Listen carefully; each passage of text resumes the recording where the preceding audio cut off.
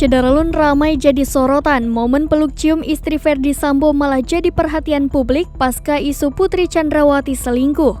Ferdy Sambo dan Putri Chandrawati akhirnya dipertemukan dalam rekonstruksi kasus pembunuhan Brigadir J pada Selasa 30 Agustus 2022 kemarin. Akan tetapi dalam reka ulang kasus pembunuhan Brigadir J itu, apa yang dilakukan Ferdy Sambo ke Putri Chandrawati malah menjadi sorotan. Ya, pada rekonstruksi di TKP Saguling yang ditayangkan di Polri TV, Ferdy Sambo tampak memeluk dan mencium istrinya. Mulanya Putri Chandrawati dan Ferdy Sambo duduk di sofa yang sama.